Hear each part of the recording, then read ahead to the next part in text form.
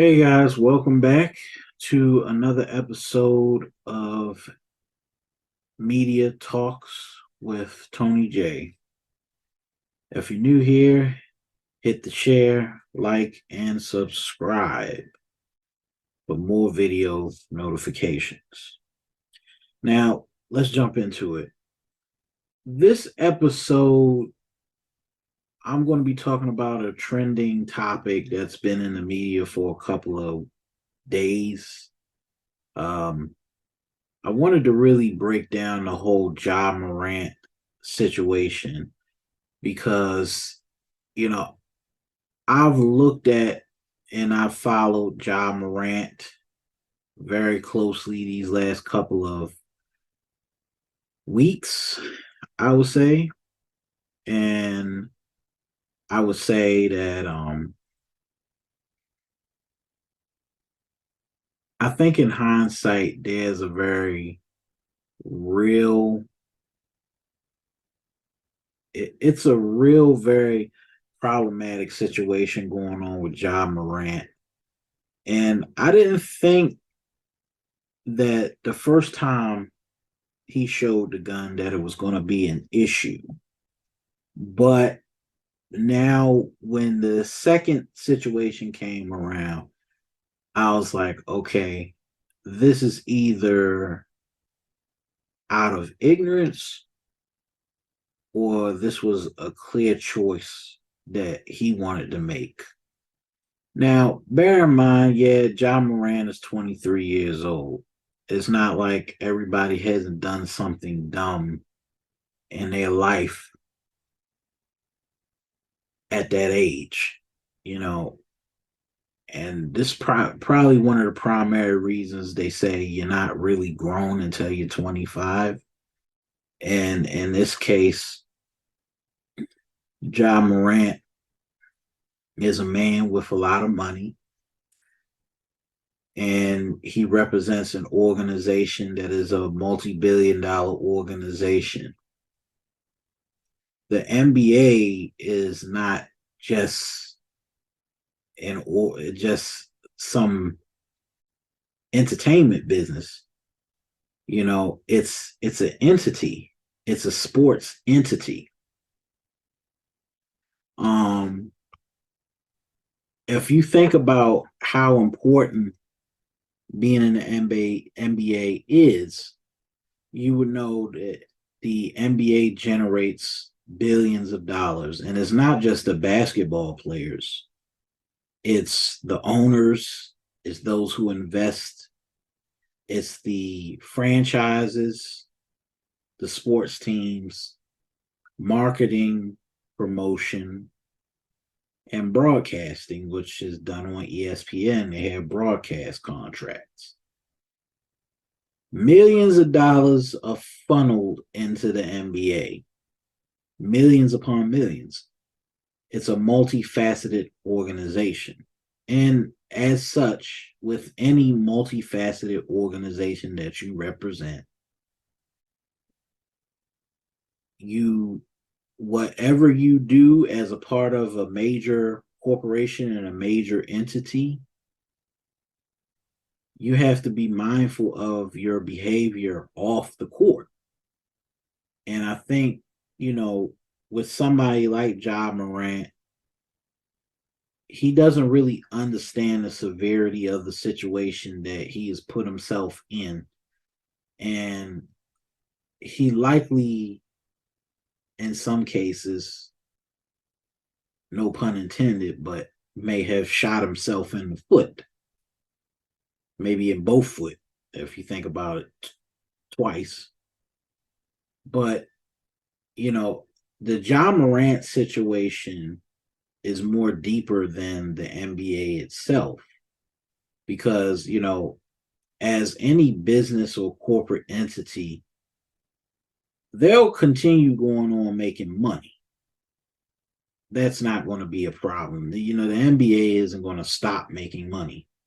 And maybe, in fact, maybe if LeBron gets another ring for the Lakers um, this year, I'm thinking maybe that's going to be 400 to 500 million more dollars for LeBron James. So that the league is going to put money behind LeBron, or anyways, you know. But if you think about it and you look at all the NBA players, LeBron conducts himself like a businessman, and he's almost in his 40s. So he knows the consequences of actions. Ja Morant is 23 and makes almost 200 million. Is with the Memphis Grizzlies and doesn't really even understand the severity of what he did. Isn't very clear headed. But it isn't the fact that he waved the gun that's the issue on the surface, yes.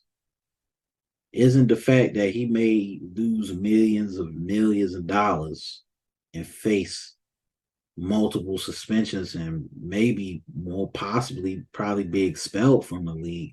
But the bigger issue here and the deeper issue that I really want to talk about today is being mindful of the company that you keep. And in some cases, when we get to a certain place in our lives, we have to watch who we have in our circle, because when we get to a certain point, the people in our circle have a very big issue of having influence over us to make us do very stupid things. And I'm not going to sit here and act like I'm immune to what Ja Morant did. I am a part of that, and I see a little bit of myself in him as well as a black man, because there were times even when I felt like I needed to identify with people from the hood. We as young black men, we go through that phase, and I feel like for Ja Morant, it's a phase for him, just like it was a phase for me. And because we come from environments where we see certain things and where we feel like we have to represent, hold it down for the hood, put on for the hood. If my homies can't eat, then I ain't eating. We feel like that we have to identify with the hood, and it's that level of blackness and black culture where we kind of find ourselves as successful black men wanting to feel like we're needed by those who haven't achieved anything in life. And I have gone through that. I've had that complex before. And one of the things I understand about Ja Morant is that no matter how successful you are, if you go back to the same place that you left, if you go back to the same friends that you're around, you will most likely end up like them, or you'll be pulled down to their level to where you'll do something ignorant, or they'll egg you on to be just as ignorant as they are, ignorant and stupid as they are. I'm 30, I'm 32 years old. I've lived a long life. I've experienced some things. So I feel like I have a lot of expertise here to even talk to my audience about. Um, One of the things about growing up in Baltimore City, when I was going to high school, I felt like deep down, all my friends were either from East Baltimore or West Baltimore, the Trove homes or the projects, Emerson Village. Either way, all around the hood, if you wasn't from East Side, if you wasn't from West Side, you didn't know get no respect from people, or you didn't feel like you were a part of the clique. I went through that when I was going through school. And I know what that feels like. I know what that feels like.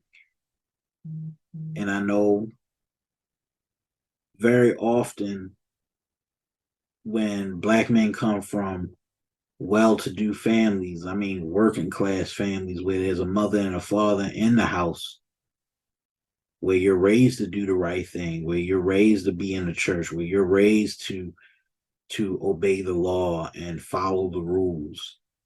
There's this temptation that waits outside your door to where you want to be a part of the streets.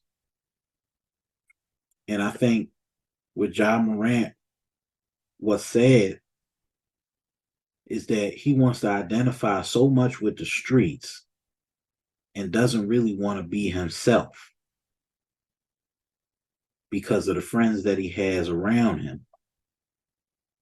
I've had my share of friends in high school, some that I still respect dearly. And then there are also some friends that I've had for over 20 years where I had to distance myself from them because of stuff that they were doing and because they didn't want to go to the level that I was trying to get to. I wanted more. They were content with having enough. And sometimes, not to say that they're bad people, but you have to understand that you're on your journey and they're on theirs. And, as older as I got, once I hit 30, I felt the need to break away from my old friends because they were participating in hood shit. And sometimes when your friends are engaging in hood shit, you got to say, okay, I'm not doing that. I don't want to be a part of that. You could distance yourself from it. And then ultimately, you'll get pulled back into the bullshit. And then once you get pulled into the bullshit, then they know that they could push you to do even more. And then it becomes like a vortex. And then you're going down the road where you might do something stupid that you might never ever be able to come back from. And they'll say, well, I didn't make you do shit. I didn't make you do anything. And very often, so many of my friends got caught up in that street life. And it led to a dead end. Either they went into jail or they went to the morgue. And you be lucky if you end up in jail and not in the morgue. But in Baltimore, shit is different. And what we don't understand, Baltimore and Memphis are not very different. Not very different in terms of where I'm from versus where Ja Morant comes from. Your friends could have a very big influence on you to the point where you just can't come back from it. And with Ja Morant's situation, I don't think he will be able to come back from it. I don't know. But I remember when Carmelo Anthony was hanging around people in Baltimore, and it goes back to another situation. Um, I remember the story with Carmelo Anthony, and he was hanging out with the wrong group of people. And he got caught up in the whole stop snitching fiasco that happened when I was probably like 15, 16 years old. I remember that early in the NBA career, early in his NBA career, he got caught up. He didn't do anything. He didn't engage in any criminal activity, but the friends that he was associated with were engaged in criminal activity. Same could be said for somebody like Ray Lewis. The situation that happened with Ray Lewis, you're hanging out with friends and you're hanging out with people you ain't got no business hanging out with, shit can happen. People can get caught up in shit that you're not well aware of. When you got one friend that you think is solid and they got a friend that you don't know might be an associate of that friend, you can't control that situation. You can only control yourself in that situation. And what people don't understand is I always, as I got older, I always vetted the people around me because I didn't know who these people were. If my friend, I told my friend, I'm like, do not invite anybody around me that I don't fucking know. And I told that person, I'm like, look, if I got to tell you again, if I got to ask you, if I got to tell you, stay away from this person, if I got to make you do something where I tell you, look, I don't like this person, keep them away from me. If I got to tell you those things and you continue to bring this person around me, then I got to start looking at you as being implicit in his behavior. So then you're already guilty by association because I don't want the dirt to come off or rub off on me because I have too much shit to lose. And sometimes if it means that I got to cut off somebody that I've known for 20 or 30 years, then fuck it. I got to cut that person off. If this person can't respect my boundaries, if I have to ask this person a question and they can't answer with a clear, straight face, then I'm sorry. I got to cut you the fuck off. And that's called not judgment or not thinking yet you're better than the next person. It's called fucking discernment. And sometimes you have to have that. You have to have some discernment. And people will look at you like, well, oh, you looking down on the hood or you looking down on your people because you made a little bit of money. No, it's not like that. But if I feel like you're going to jeopardize what I have because you're fucking around doing something that you know is illegal, that you clearly know is illegal, and the police got to come in and then they got to ask questions and shit like that, then my name gets pulled up in an investigation. My fingerprints have to be printed. If you do something stupid on the streets and it comes and rolls back to me, guess what? That makes me an accomplice to something dangerous, to something criminal. Then that means I got to testify against you in court if you do something stupid. Then it would mean I would have to perjure myself in order to protect you because of my close association with you. If you are engaged in any criminal acts. And this is what people don't understand. You could easily get caught up in some shit like that. And it ain't about snitching. It ain't about, people don't, black folks don't understand what a RICO is. And the one thing about a RICO charge, a RICO charge is a mandatory minimum of 10 years in jail if you get caught up and you hang out with somebody. Or say, for instance, you hang out with a friend and you didn't know they was affiliated with a certain gang, then you get caught up in a wiretap or you get caught up in a sting to where you become uh, implicated in this person's violent or criminal acts. And people don't understand that. And the thing about Ja Morant is you're waving a gun on social media and you're making yourself complacent in something that you shouldn't be complacent in. And even though you might have the freedom to brandish a weapon and it's your life and it's outside of the league, you automatically sign a contract that ties you to an organization like the NBA. And the thing about associations is it could be poisonous to your ability to make even more money in the near future because of the associates that you surround yourself with. You know, when you expand your network outside of your hood,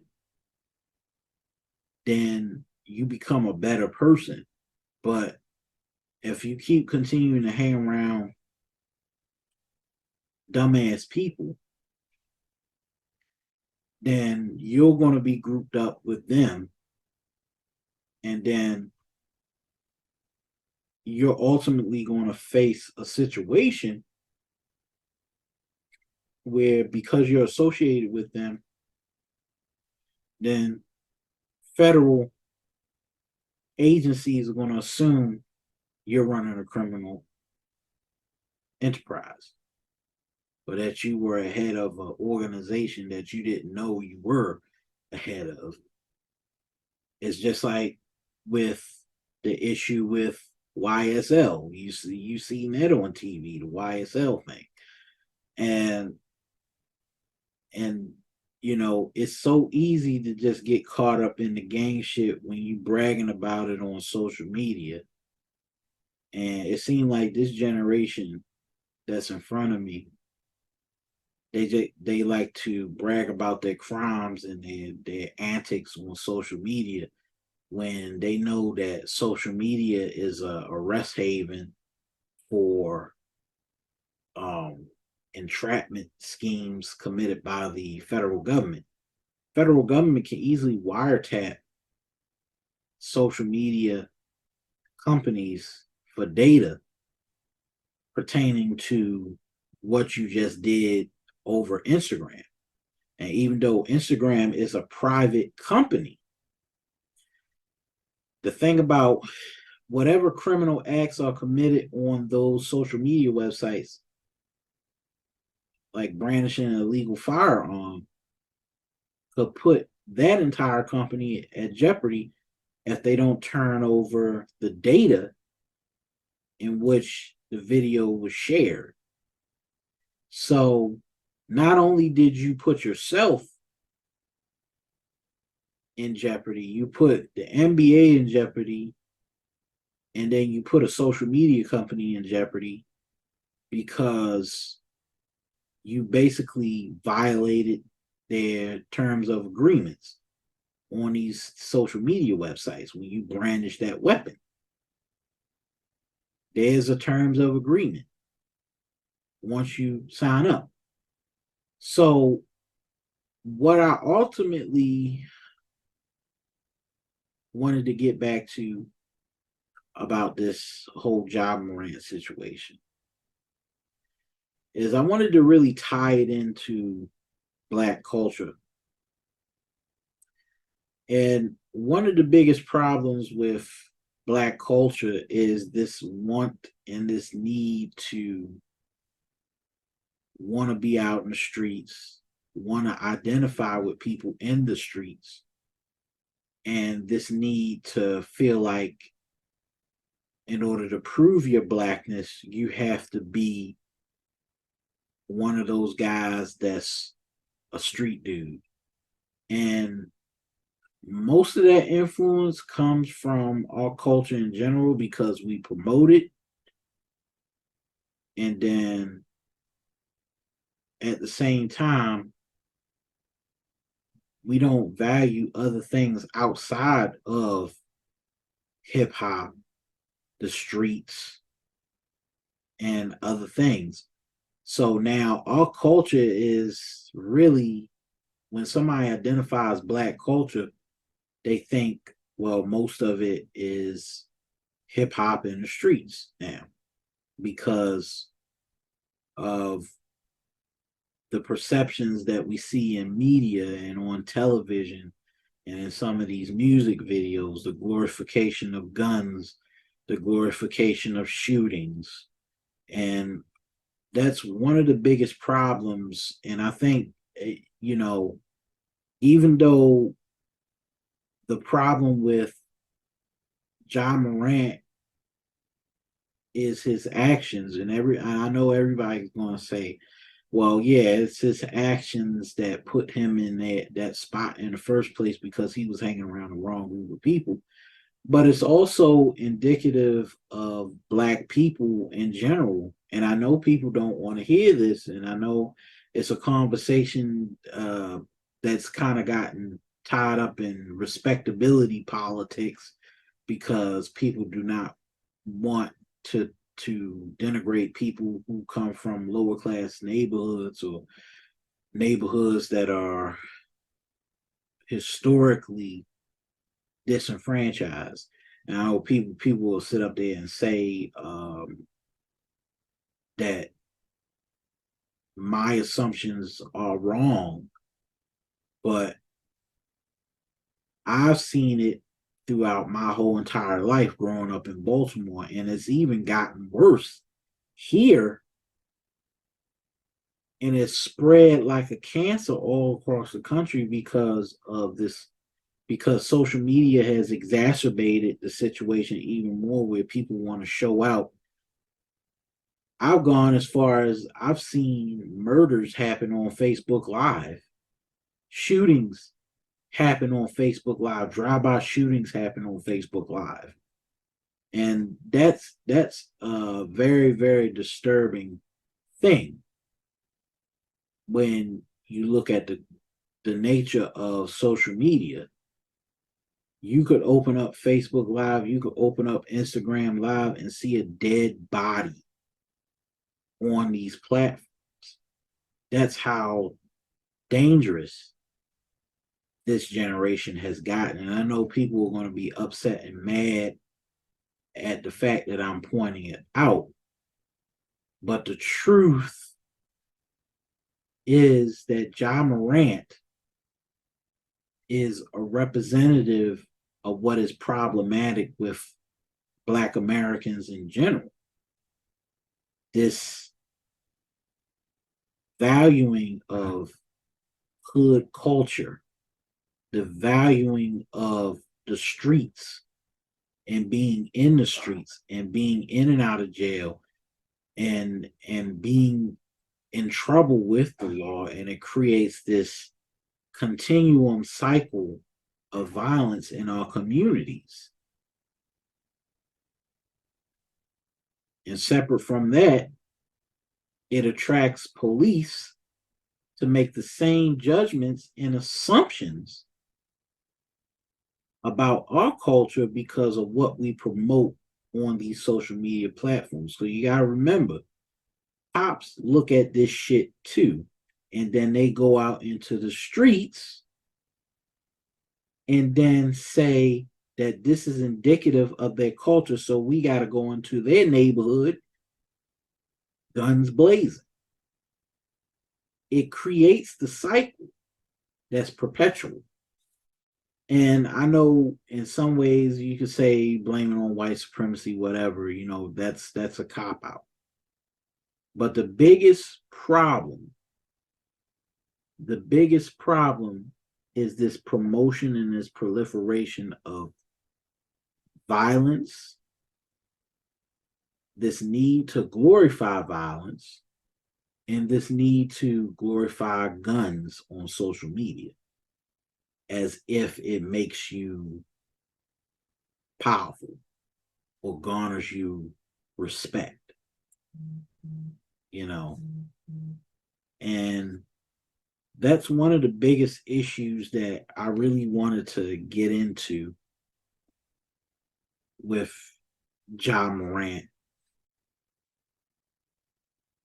I was a part of that going through high school. Everybody that I knew that were my friends, they were either from Edmondson Village, they were either from Latrobe, Federal, Biddle Street, whatever you name. I was from Northeast Baltimore. There was this need, even growing up, even being older, being in high school, the need to feel like I was a part of the streets, even though I had come from a working class family where I was straight laced. I didn't have a need for being out on the streets because my father raised me differently. I knew of it, but I never became it. And one of the biggest problems is a lot of black kids that grow up in straight laced families and have to go to public school, have to go to public high school, they're faced with this identity crisis. And I had this same situation, the same identity crisis, ninth, 10th grade year, where I felt like I wasn't hood enough, where I felt like I needed to be in a gang, that I needed to show improve, what they used to call it back then. This need to always want to be down with somebody. It strips you of your identity and what we think as being a representation of blackness. One of the biggest problems was I knew better, but I felt as though I needed to feel like I belong. And one of the things was, I didn't need, my, I didn't need to have to go through that totally. It was a phase. And then after, once 11th grade came around, we got out of that phase. All my friends got out of that phase. And one of the things that made a difference is being able to have principles and beliefs and an identity outside of all of that. And I think with a lot of black men, they don't have an identity outside of that. And then when you go to these, you have a talent and you know you have a good talent, but you feel like your identity is tied to who you are as a black person. It puts you in this situation where you feel like you got to prove yourself in order to feel like you belong.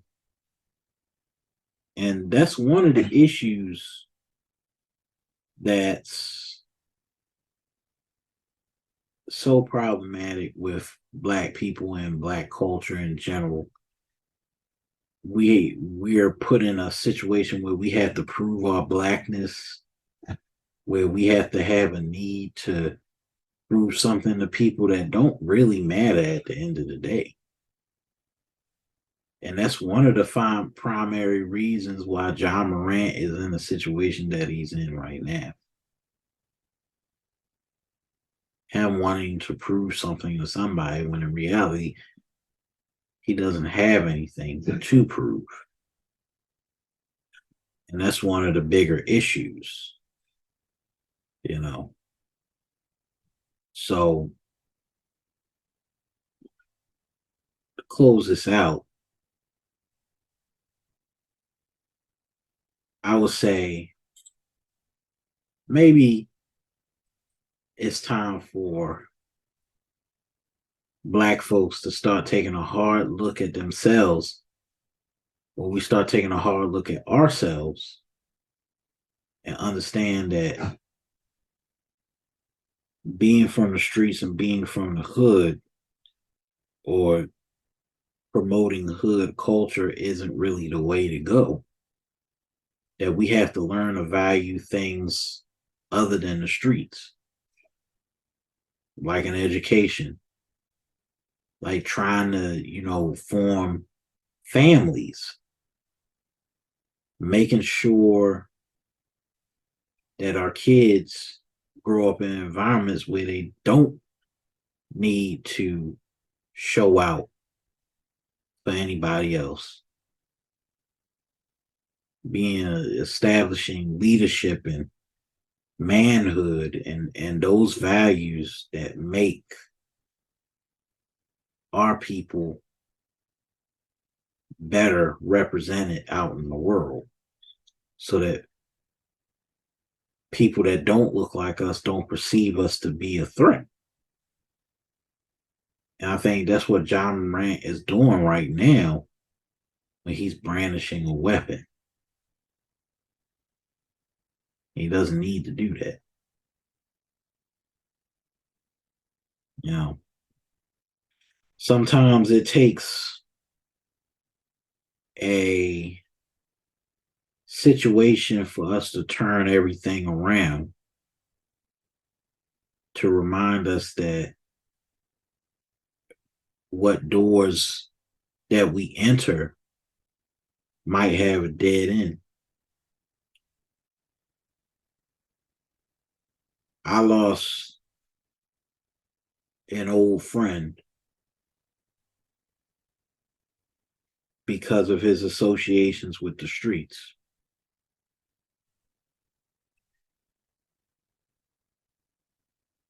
I've lost many friends because of their associations with the street life. And if I was sitting down and I was talking to Ja Morant, I would really tell him that he needs to focus on the why. And then he needs to understand that he doesn't have anything to prove to anybody. Just stay away from the people that you've been hanging out with. You don't owe anybody anything. You have your own family. You have a family. You don't need the streets. The people that need the streets are those guys that don't have families. You got a family. That's one thing he needs to understand.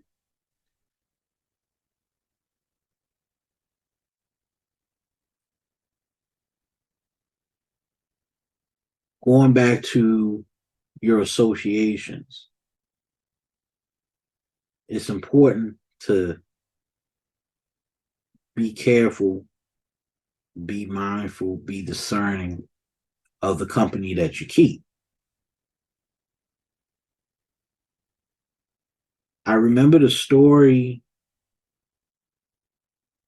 of Snoop Dogg when he was hanging out with a couple of his friends and they end up committing a drive-by shooting on somebody. He was a witness to it. He almost went to jail for a murder that he didn't commit. And that's the thing about that one incident turned Snoop Dogg's life around because he didn't want to glorify the streets anymore. And that's one of the things that, you know, if people just watch, if Black folks just watch the company that they keep, some of these people will still be alive today.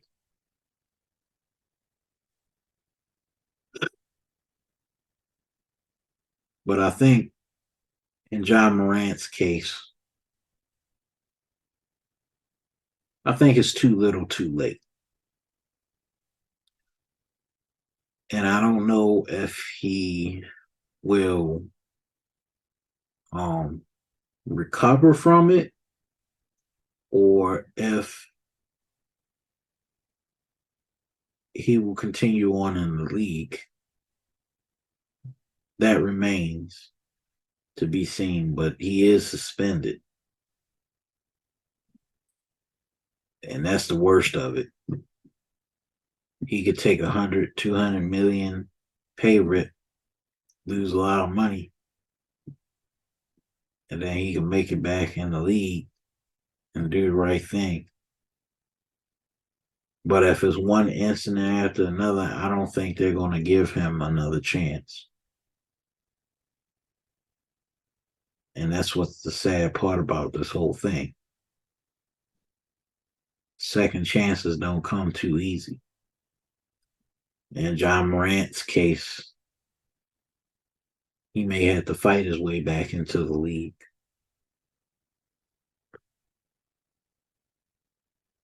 That's all I got to say. I thank you for joining the show. And I thank you for staying and listening to my dialogue, or my monologue, actually. And if you're here, please subscribe, click the like, share the video, and make sure you be on the lookout for more notifications because I got more videos coming. Take care. And thanks for joining Media Talks TV.